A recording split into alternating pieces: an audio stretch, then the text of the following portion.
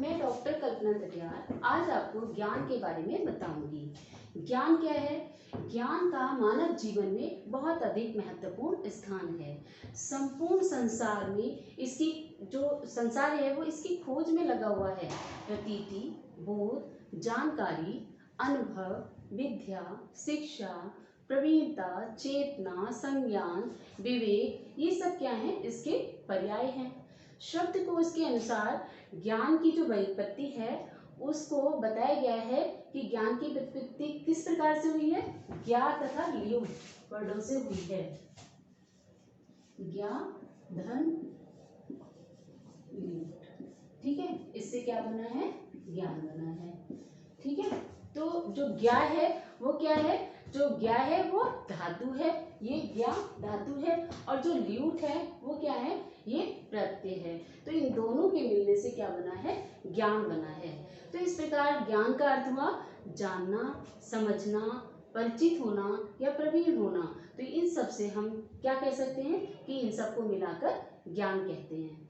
प्राचीन काल में उच्च कोटि के ज्ञान के विकास को दर्शन और उच्च कोटि के जो हमारे विद्यानुरागी होते थे उनको क्या कहा जाता था? दार्शनिक कहा जाता था। ये दार्शनिक जो होते थे वो क्या करते थे? खोजते थे, सत्यापित करते थे और उसे अपने जीवन में उतारते थे और अपने जीवन में अपनाते थे। फिर क्या करते थे? उसको अपने जीवन में अपनाते थे और फिर उसको वैसा ही दूसरों को भी ज्ञान देते थे। तो यानी कि जो दार्शनिकों के द्वारा जो खोजा जाता था, जो सत्यापित किया जाता था, उसी को हम ज्ञान देते थे और ये पीढ़ी दर पीढ़ी चलता रहता था। फिर हम इसमें बात करते हैं ज्ञान में कुछ परिभाषाओं की। परिभाषाएं, बहुत सारे लोगों ने ज्ञान की परिभाषा दी है। सर्वप्रथम दी है प्रोफेसर रसेल ने। उन्होंने कहा कि ज्ञान वह है जो मनुष्य के मन को प्रकाशित करता है। Professor Russell.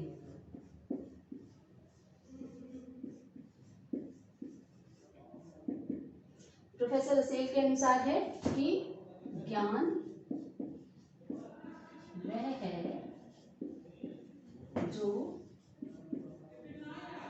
मनुष्य के मन को प्रकाशित करता है।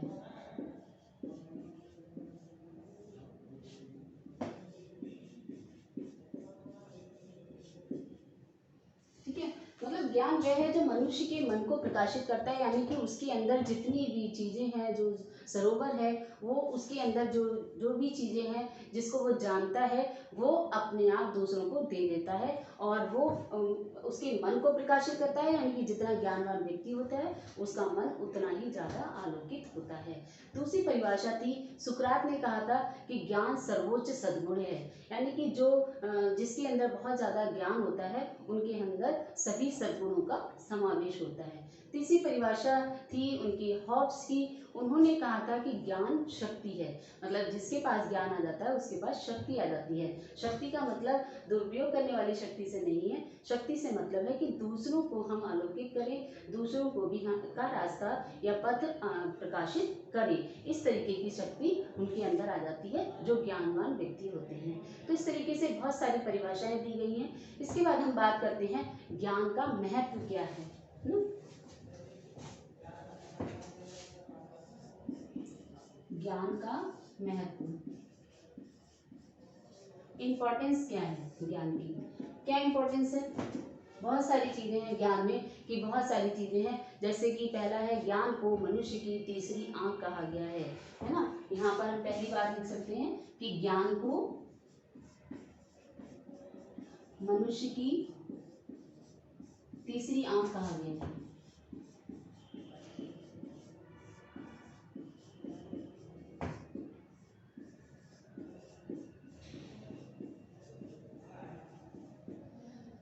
जो ज्ञानवान व्यक्ति होता है, दो नेत्र सभी के होते हैं, लेकिन जो तीसरा नेत्र होता है, कभी कभी हमें किसी चीज़ का इंट्यूशन हो जाता है कि हम समझने लगते हैं कि ऐसा होने वाला है, हमें भी पहले से पता लगने लग जाता है। लेकिन जो ज्ञानवान व्यक्ति होते हैं उनके अंदर वो तीसरी आंख हो जाती है, उनके अंदर उसका समावेश हो जाता है और वो अपने आसपास के पर्यावरण से, वातावरण से ये जान लेते हैं कि अब क्या होने वाला है। तो इस तरीके से जो ज्ञानवान व्यक्ति है या जो ज्ञान है उसे मनुष्य की तीसरी आंख कहा जाता है। जिसके पास ये आ जाती है वो बहुत विद्वान हो जाता है। कोई अलग से नहीं लगती है आंख, लेकिन इसके अंदर दिमाग, मस्तिष्क, उसके अंदर इतना प्रकाश आलोकित हो जाता है कि वो सारी चीज़ों को पहले से जानने लग जाता है। सत्य तक पहुँचने का साधन या मार्ग है।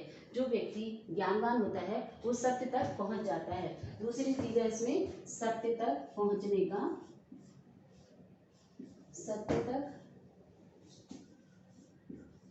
पहुँचने का साधन। जो ज्ञानवान व्यक्ति है वो सत्य को प्राप्त करेगा ही करेगा और वो सत्य तक पहुंचने के लिए किसका रास्ता अपनाएगा? ज्ञान का रास्ता अपनाएगा। ज्ञान से जो होता है वो चरित्र का निर्माण होता है। इसके महत्व में हम कह सकते हैं चरित्र का निर्माण। एक विशेषता ये भी है कि इसमें जो ज्ञानवान व्यक्ति होते हैं वो चरित्रवान होते हैं, उनका चरित्र अच्छा होता है और चरित्र का निर्माण ज्ञान के जब हमें पता है कि हमें ये अच्छा है ये बुरा है तभी तो हम अपने चरित्र का निर्माण करेंगे। जब हमें पता ही नहीं होगा तो हम कैसे अपने चरित्र का निर्माण कर लेंगे। तो इस प्रकार से जो ज्ञानवान व्यक्ति है उसका चरित्र अच्छा होता है और ज्ञान जो है चरित्र निर्माण में सहायक होता है। ये समय का परिणाम है। अगली चीज है समय का परिणाम है।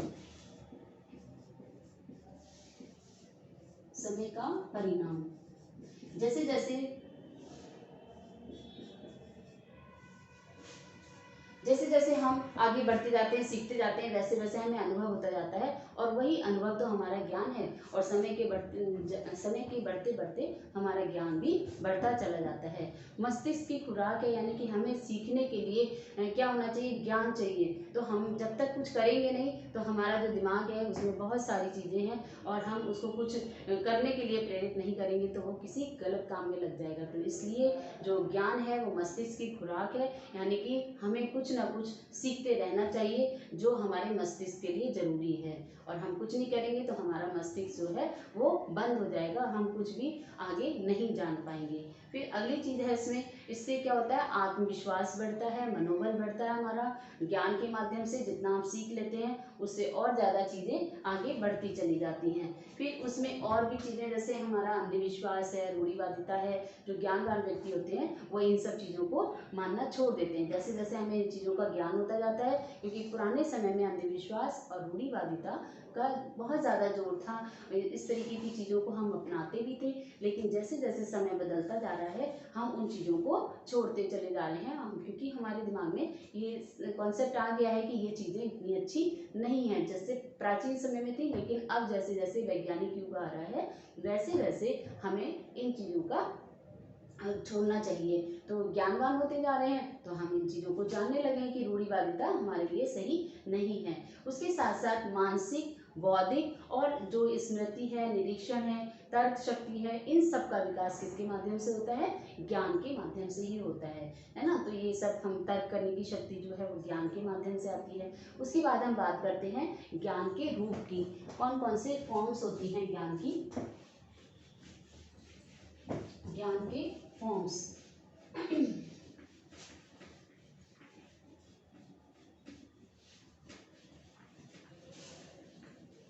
ज्ञान को 3 भागों में हम बांट सकते हैं। जो फॉर्म्स हैं, फॉर्म्स ऑफ नॉलेज जिसे हम कहते हैं, वो 3 पार्ट्स में बांटी जा सकती हैं। ज्ञान के रूप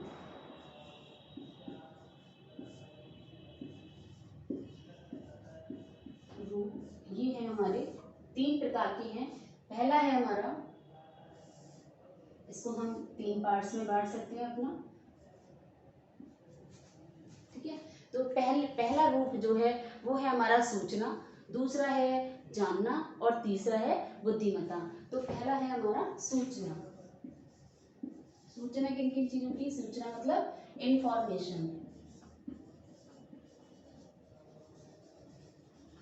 इंफॉर्मेशन, ठीक है। और दूसरा है हमारा जानना। जानना मतलब नोइंग।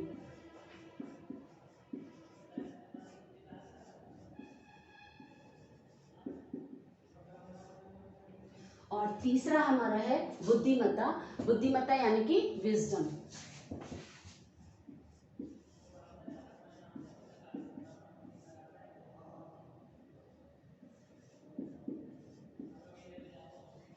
ठीक है, ये 3 टाइप्स की चीजें हैं। तो पहली चीज हमने आपको बताई सूचना। सूचना में क्या होता है, जैसे किसी वस्तु है, स्थान है, व्यक्ति है, घटनाएं हैं, पर्यावरण है, आर्थिक व्यापारिक सूचनाएं, ये सब हम एकत्रित करते रहते हैं, है ना। तो इनका संबंध केवल क्या होता है, तथ्यों का या आंकड़ों का एकत्रीकरण होता है। और इसका जो है वो गुणात्मक और मात्रात्मक दोनों तरह का होता है। ये जो सूचनाएं होती हैं गुणात्मक भी हो सकती हैं और मात्रात्मक भी हो सकती हैं, लेकिन इसका जो है मानसिक दृष्टि से इसका महत्व ज़्यादा नहीं होता है, क्योंकि ये केवल आंकड़ों पर डिपेंड होती है। तो इस तरीके से हम जो हमारी सूचना है वो केवल हमारी मस्तिष्क से हटकर है।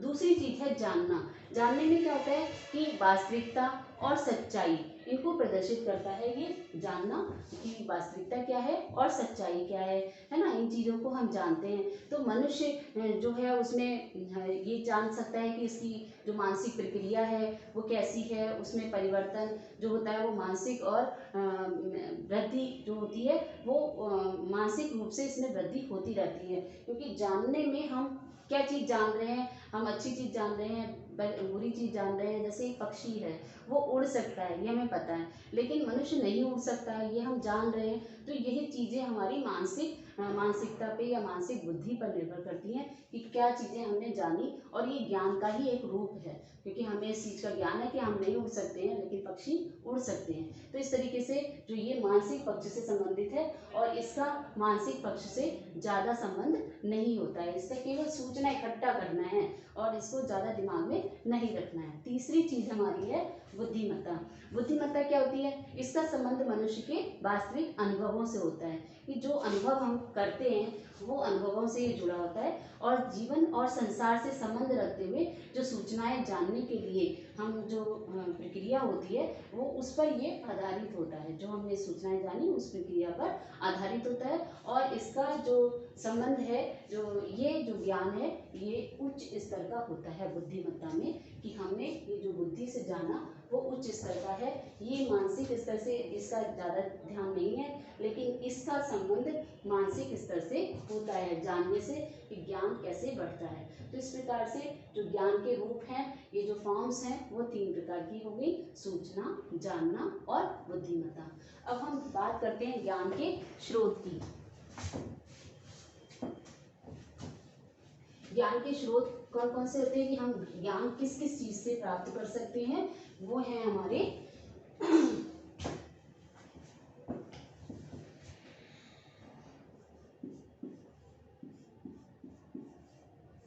ज्ञान के स्रोत, है ना। तो ये ज्ञान के स्रोत का मतलब है सोर्सेस ऑफ नॉलेज। इसमें पहली चीज है इंद्रिय अनुभव, सेंस। पहला है इंद्रिय अनुभव, ठीक है। दूसरा है इसमें जो पहला हो गया आपका इंद्रिय अनुभव, दूसरा हो गया तर्क बुद्धि, और तीसरा हो गया आपका आधिकारिक तर्क बुद्धि। अभी बताती हूँ इसमें।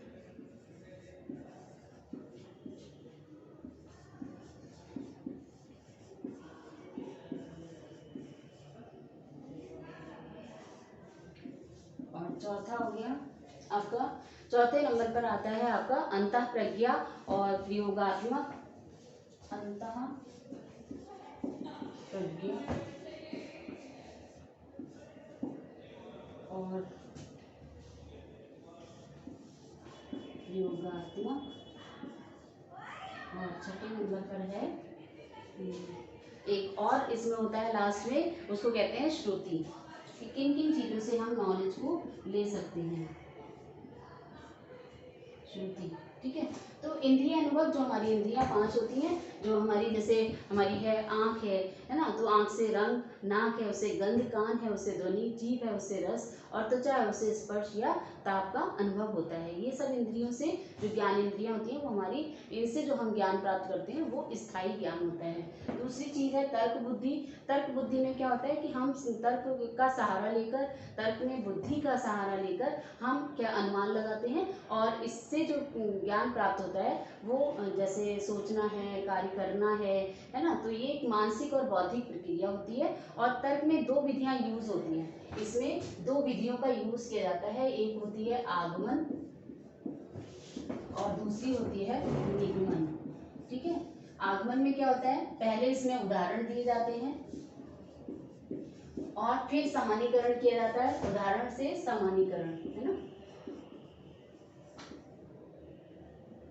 उदाहरण और फिर सामान्यीकरण। और इसमें क्या होता है, इसमें पहले हम सामान्यीकरण करते हैं और फिर हम उदाहरण देते हैं। ठीक है, तो ये जो हमारी तर्क है उसमें दो विधियों का यूज होता है। फिर तीसरी चीज आती है आधिकारिक, यानी कि जो हमारी अथॉरिटी होती है उससे, कि कुछ लोग होते हैं जैसे कोई विशेषज्ञ हैं तो वो अपने विषय विशेषज्ञ हैं तो वो अपने विषय में अपने ज्ञान को देते हैं, जैसे गणित का है, विज्ञान का है या किसी और विषय का है, शिक्षा शास्त्र का है, तो वो अपने अपने अनुभवों को इसमें देते हैं जो हमारे ज्ञान के स्रोत बन जाते हैं। फिर होता है आपका अगला अंतःप्रज्ञा। इसमें क्या होता है, ये अंतःकरण की आवाज़ होती है और इसका स्वरूप स्पष्ट नहीं होता है। और इसमें जो है अनुभव को मस्तिष्क की, जो मनुष्य की छठी इंद्रिय भी कहा जाता है, इससे जोड़ दिया जाता है। और हम फिर इसके बाद जो अंतःप्रज्ञा यानी कि हमारे अंदर जो चल रहा है उसके माध्यम से हम कुछ ज्ञान होता है उसको हम इसमें दे सकते हैं। फिर अगला आता है प्रयोगात्मक। प्रयोगात्मक जैसे साइंस में होता है, प्रयोग करके हम इन चीज़ों का ज्ञान प्राप्त करते हैं और उसमें नियम भी होते हैं, नवीनीकरण भी किया जाता है और ये ज्ञान जो होता है वो सत्य होता है क्योंकि प्रयोगों पर आधारित होता है। फिर एक और लास्ट में आता है, होता है श्रुति। इसका संबंध जो होता है वो धार्मिकता से होता है कि जो हम चीज़ें सीखते हैं धर्म से संबंधित वो सब हमने श्रुति के माध्यम से सीखी होती हैं और ये जो धर्म ग्रंथ हैं वो सारे हमारे श्रुति से जुड़े होते हैं और इसमें कोई देश काल परिस्थिति का कोई भी फर्क नहीं पड़ता है। तो इस प्रकार से जो हमारा ज्ञान है वो एक विस्तृत चीज़ है, उसमें हम कई सारे स्रोतों को यूज़ कर सकते हैं और अपने ज्ञान को बढ़ा सकते हैं। आज के लिए इतना ही, धन्यवाद।